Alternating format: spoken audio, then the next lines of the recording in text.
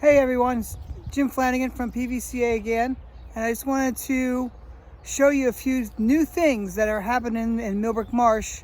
It is at the end of May. The earlier videos were at the beginning of May. I just want to show you a few things I'm going to piece together that show dramatic changes just within a few weeks, like 3 or 4 weeks. So give this a watch and let me know what you think. All right, everybody, so here we are in the upland area that I showed you in a previous video. And as you can see, the grasses, which were probably, maybe shorter than most of our knees, are now up to our waists, if not even higher in some cases. You can see dandelions getting ready to send their seeds.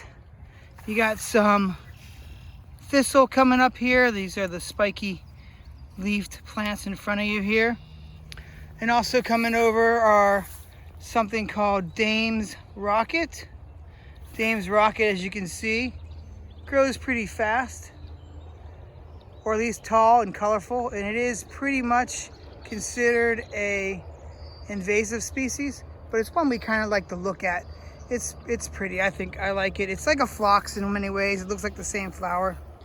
And in here are some of other plants I think I mentioned to you. Those are garlic mustard now with flowers. And garlic mustard, if you recall, was a plant that the leaves have a smell of garlic and a little bit of mustard. And there's another plant here coming up that has a really fun look to it. And I'm holding it here. And it's called cleaver or bedstraw.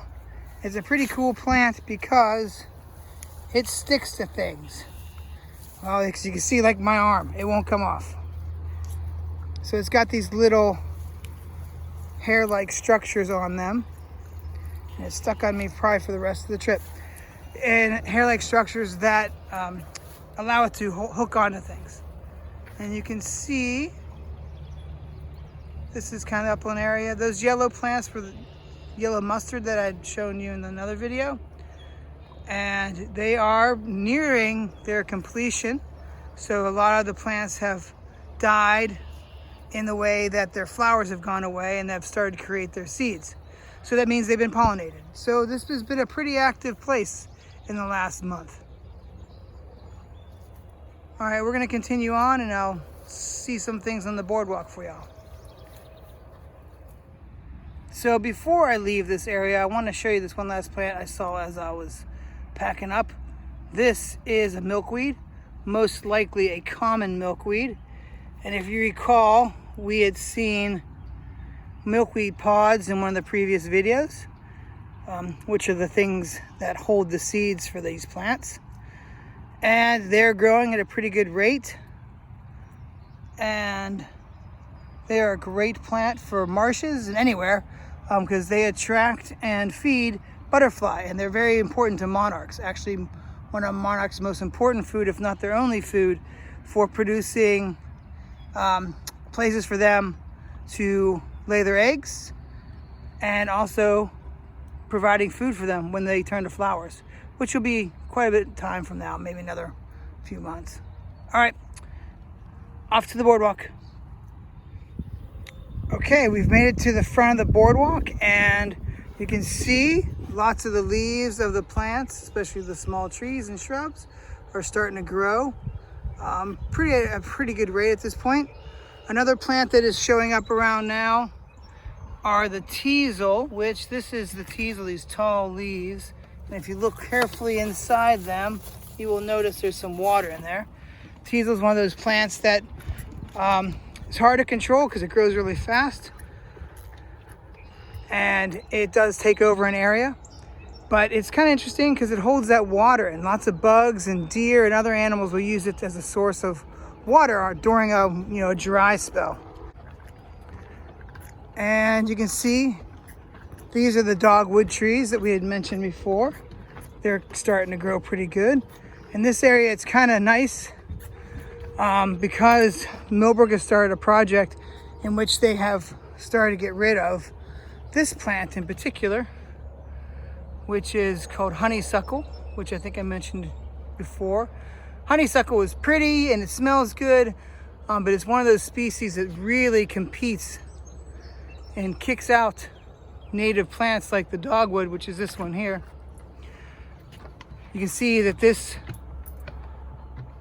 honeysuckle already has flowers. The dogwood is far away from flowers right now.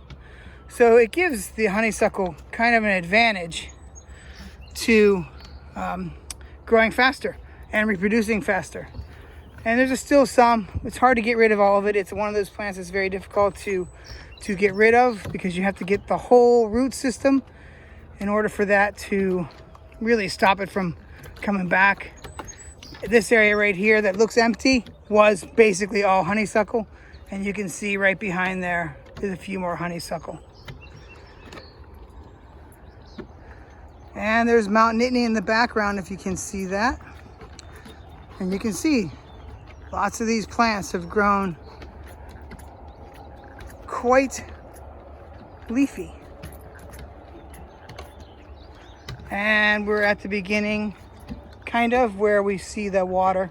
The water's moving at a pretty good rate. We just had a little bit of rain, so the water is moving. This is a spring, so this is constantly flowing. And the other plant I want to show you in this area, actually two, I just see another one, is the ever-present and very big skunk cabbage. And you can see there's a snail on there hanging out, possibly eating it. And then the yellow flower that's popping up over here is creeping buttercup, which shows up for a while with a big pretty flower. And that's, both of those are native species to the area. Oh look, there's a dogwood right there that's starting to show a flower. That one seems to be in a good spot. It's growing pretty well. And you can see how big those skunk cabbage get. All right, off around the bend. So here is a really nice collection of the creeping buttercup. Just to show you that. You got Oreo and Jackson. And then you can also see in that area quite a bit of skunk cabbage. And there's some Angelica. Angelica, I think I mentioned to you guys, is that one that kind of looks like a firework. There's one right there. A little early in its flower production, so it's got a little bit more time before you can really see those flowers. It's cool. And oh, there's another little white flower showing up in there. It's Daisy Fleabane. Daisy Fleabane is, looks like a daisy, and it's a native. Most people consider it a weed. I like it. It's cool to me.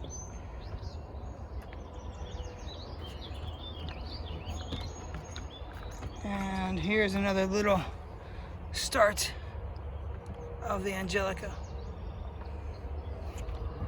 All right, round the bend. And a couple more things to show you before I stop making this little video. So here we go down this area where the waters come together and the dogwoods are showing up. These dogwoods really like this wet environment closer to the, oh, just got cut off by a bird. And you can see the streams coming in. That's Slab Cabin. And that's where it connects to Thompson Run and is in that area. And we got some ducks here in the future. Oops. Jackson, come on, bud. He likes ducks. He'll be able to come. So they're showing up here. Coming this way.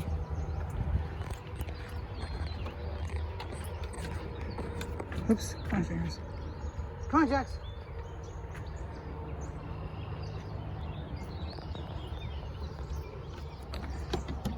So here's a nice little stretch of, which is Slab Cabin at this point. Everything's coming together. All the water from the Slab Cabin, Thompson Run, and the spring, Bathgate Spring. A little duck in there. And you can see some of the same plants. You can see how that Dane's rocket can really show up everywhere here. A lot of these trees are starting to show their leaves. These are walnuts. They take a little bit more time to get their leaves going. But you can see across the stream there, many of those trees, especially that one that's leaning out and the real tall one behind it, which are willows, are really starting to put out their leaves. And Jackson's excited because there's a duck down the road. So lots of cool things to see here at the marsh at all different times. Okay, here's the last little section I wanted to show you before I end this video. This, as I told you, or I mentioned to you before, is a area where this is mostly runoff water flowing off of the streets and hillsides above us. But what I stopped here for really is to show you the speed in which the cattails are growing. You can see the greens in the center. They're starting to shoot up, and they will take over this whole area. You can see all last year's cattail, all the fluffy pieces. So this whole area will be full of cattail again. The other common plant in this area is this green plant in front of us, the tall, small tree. I mean, tall for the area, but small tree right here, and that is an alder. Unfortunately, we learned that those alders here, which are a really cool plant, I think, are not the native species. They don't seem to be entirely invasive, so they'll take over this little area here. But they're not really that big overall as a plant, so we don't feel them as a major threat to the native plants here, but they do take up the space. And the other true plants that are showing up here, you can see kind of the feathery type flowers there, or not flowers yet, but the leaves at the base of those trees. Those are all mostly goldenrods, which will be the other plant in this area. This area will be mostly cattails, goldenrods, alders, and all that green right there is jewelweed, which is going to start sprouting up here pretty quickly. All right, hope you enjoyed the space and the time today. Oreo and Jackson are pretty much tuckered out already.